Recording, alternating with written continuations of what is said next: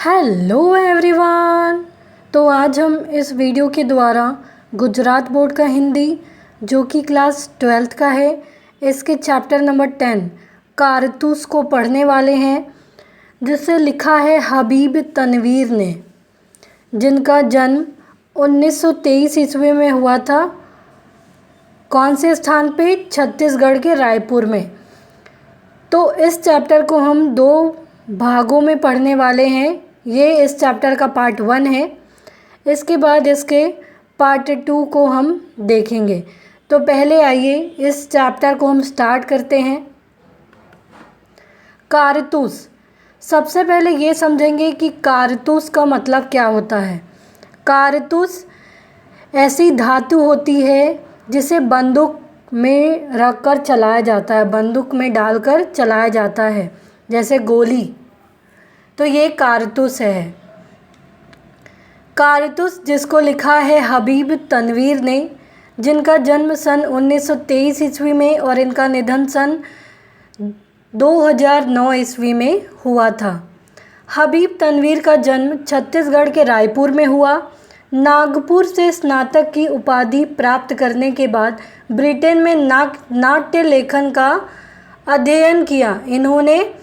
इनका जो जन्म है वो छत्तीसगढ़ में हुआ था, रायपुर में, और नागपुर से इन्होंने स्नातक की उपाधि प्राप्त की। उसके बाद इन्होंने नाट्य में यानी नाटक लेखन का अध्ययन करना, पढ़ना स्टार्ट किया।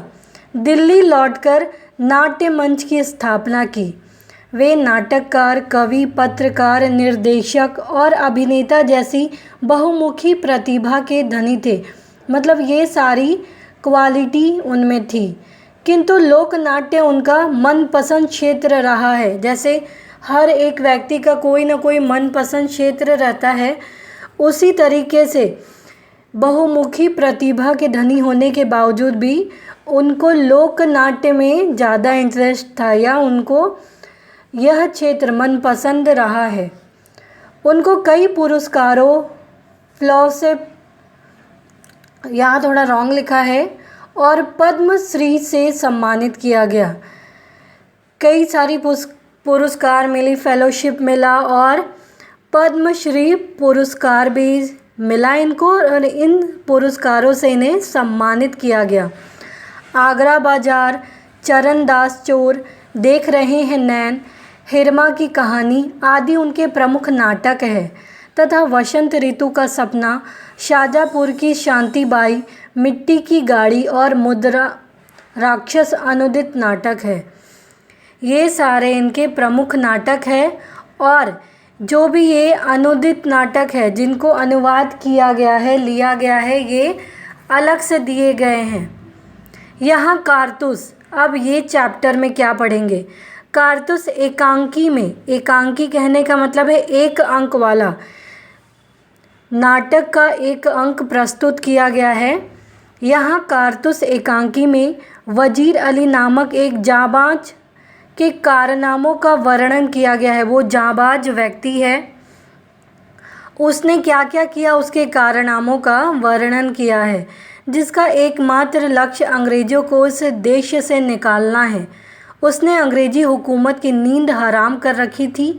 वह इतना निडर और दिलेर था कि बटालियन के खेमे में पहुंचकर वह कर्नल पर ऐसा रोष जमाता है कि खुद कर्नल हक्का बक्का रह जाता है और उसके मुंह से शत्रु की तारीफ निकल पड़ती है।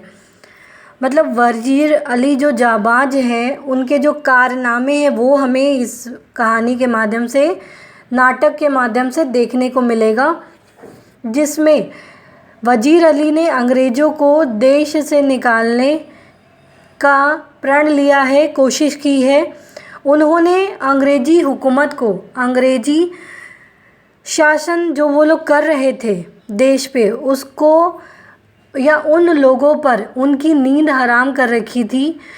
वो व्यक्ति यानी वजीर अली इतना निडर था, किसी बात का उसको कोई डर नहीं था, दिलेर, हर चीज़ में बहुत ही भावुकतापूर्ण अपने विचार रखना।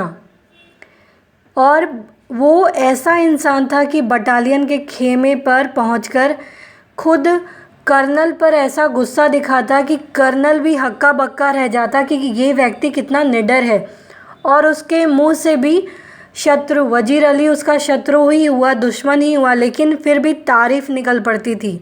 तो आइए इसे हम स्टार्ट करते हैं। पात्र कौन कौन से, कैरेक्टर कौन कौन से हैं? कर्नल, लेफ्टिनेंट, सिपाही, सवार। अवधि 5 मिनट। जमाना सन 1799। समय रात्रि का। स्थान गोरखपुर के जंगल में कर्नल कालिंज के खेमे का अंदरूनी हिस्सा। ये खेमा इसी को कहते हैं। अब इस खेमे के अंदर, कर्नल कालिंज के खेमे के अंदरूनी हिस्से में क्या हो रहा है? 2 अंग्रेज बैठकर बात कर रहे हैं। कर्नल कालिंज और एक लेफ्टिनेंट खेमे के बाहर है। चांदनी छिटकी हुई है, अंदर लैंप जल रहा है, मतलब रात का समय है। अंदर 2 अंग्रेज बात कर रहे हैं। कर्नल कालिंज और एक लेफ्टिनेंट खेमे के बाहर बैठे हैं। रात का समय है और अंदर लैंप जल रहा है। कर्नल कहता है, जंगल की ज़िंदगी बड़ी खतरनाक होती है। तो लेफ्टिनेंट कहता है, हफ्तों हो गए यहाँ खेमा डाले हुए। सिपाही भी तंग आ गए हैं। ये वजीर अली आदमी है या भूत, हाथ ही नहीं लगता। कर्नल, उसके अफसाने सुन के रॉबिन हुड के कारनामे याद आ जाते हैं। अंग्रेज़ों के खिलाफ उसके दिल में किस कदर नफ़रत है। कोई 5 महीने हुकूमत की होगी, मगर इस 5 महीने में वो अवध के दरबार को अंग्रेज़ी असर से बिल्कुल पाक कर देने में तकरीबन कामयाब हो गया था। लेफ्टिनेंट कहता, कर्नल कालिंज, ये सादत अली कौन है? तो अब दोनों के बीच में बात हो रही है। कर्नल कहते हैं कि जंगल की ज़िंदगी भी बहुत ही ख़तरनाक होती है। तो लेफ्टिनेंट जवाब देते हैं कि हमें हफ्तों हो गए हम यहाँ खेमा डालकर बैठे हुए हैं, लेकिन ये सिपाही भी तंग आ गए। अब ये जो वजीर अली है, ये कैसा इंसान है? ये इंसान है या भूत है जो हाथ ही नहीं लगता है? तो कर्नल कहते हैं, इस चीज़ को सुनकर उन्हें रॉबिन हुड के कारनामे की याद आ जाती है। अंग्रेज़ों के ख़िलाफ़ उसके दिल में कितनी ज़्यादा नफ़रत थी। कोई 5 महीने उसने शासन किया होगा, हुकूमत चलाई होगी, मगर इस 5 महीने में भी वो अवध के दरबार को अंग्रेज़ी असर से बिल्कुल पाक कर देने में तकरीबन कामयाब हो गया था। मतलब अंग्रेज़ों के असर से मुक्त कर देने में तकरीबन कामयाब हो गया था। ये किसकी बात कर रहे थे? रॉबिन हुड के कारनामे की। तो लेफ्टिनेंट कहते हैं, कर्नल कालिंज, ये सादत अली कौन है? कर्नल, आसिफ उद्दौला का भाई, वजीर अली और उसका दुश्मन। असल में नवाब आसिफ उद्दौला के यहाँ लड़के की कोई उम्मीद नहीं थी। वजीर अली की पैदाइश को सादत अली ने मौत ख्याल किया है। तो इसमें हमने देखा कि सादत अली कौन है? सादत अली आसिफ उद्दौला का भाई है और वजीर अली और उसका दुश्मन है। वजीर अली का और उसका दुश्मन है किसका? आसिफ उद्दौला का। असल में नवाब आसिफ उद्दौला के यहाँ लड़के की कोई उम्मीद नहीं थी, मतलब लड़के की पैदा होने की कोई उम्मीद नहीं थी, लेकिन वजीर अली के पैदाइश को सादत अली ने मौत के रूप में मौत ख्याल किया। फिर लेफ्टिनेंट कहते हैं, मगर सादत अली को अवध के तख्त पर बिठाने में क्या मसलहत है? मतलब क्या मसलहत कहने का मतलब है गुप्त सलाह, क्या प्रॉब्लम है? मगर सादत अली को अवध के तख्त पर, तख्त कहने का मतलब है सिंहासन पर या राजगद्दी पर बिठाने में क्या मसलहत है, क्या गुप्त सलाह है, क्या प्रॉब्लम है? कर्नल कहता है, सादत अली हमारा दोस्त है और बहुत ऐश पसंद आदमी है, इसलिए हमें अपनी आधी मुमलिकत यानी जायदाद दौलत दे दी और 10 लाख रुपए नगद। अब वो भी मज़े करता है और हम भी। तो कर्नल बता रहे हैं कि सादत अली हमारा फ्रेंड है, हमारा दोस्त है और उसको ऐशो आराम बहुत पसंद है। उसने अपनी जायदाद, आधी जायदाद हमें दे दी और 10 लाख रुपए कैश भी दिए, और अब वो भी मज़े करता है और हम सब भी। लेफ्टिनेंट कहते हैं, सुना है ये वजीर अली अफ़गानिस्तान के बादशाह शाह जमा को हिंदुस्तान पर हमला करने की आमंत्रण या दावत दे रहा है। ये जो भी बातें हो रही हैं ये कर्नल और लेफ्टिनेंट के बीच में बातें हो रही हैं। ये खेमा इन्होंने क्यों गाड़ा है? वजीर अली को पकड़ने के लिए, लेकिन वो पकड़ में नहीं आ रहा है। तो ये लोग आपस में बात कर रहे हैं, परेशान हो रहे हैं। तो बातों बातों में ही ये लोग पुरानी बातें या इनकी और भी बहुत सारी बातें निकल रही हैं। सुना है ये वजीर अली अफ़गानिस्तान के बादशाह शाह जमा को हिंदुस्तान पर हमला करने की दावत या आमंत्रण दे रहा है। अब ये जो वजीर अली है, लेफ्टिनेंट कहते हैं कि वजीर अली, ऐसा हमने सुना है कि वजीर अली अफ़गानिस्तान के जो बादशाह है उसको भी ऐसा उकसा रहा है या आमंत्रण दे रहा है कि हिंदुस्तान पर हमला करने के लिए। तो कर्नल कहते हैं अफ़गानिस्तान को हमले की दावत सबसे पहले असल में टीपू सुल्तान ने दी, फिर वजीर अली ने भी उसे दिल्ली बुलाया और फिर शम्सुद्दौला ने भी।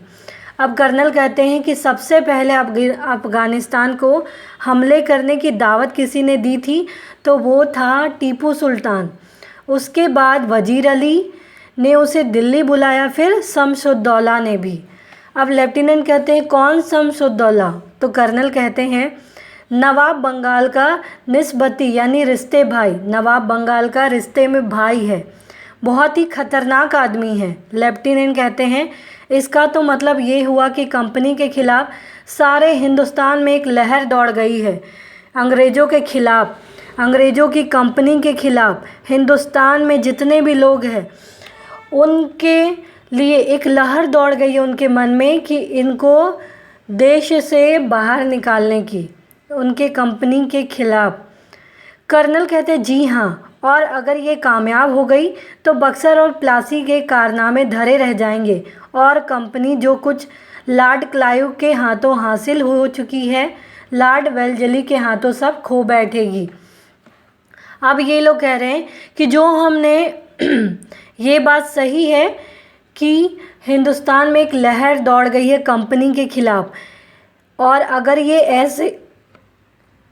ऐसे ही कामयाब होती गई तो बक्सर और प्लासी की जो कारनामे हैं हमारे वो धरे के धरे रह जाएंगे, कुछ भी नहीं हो पाएगा।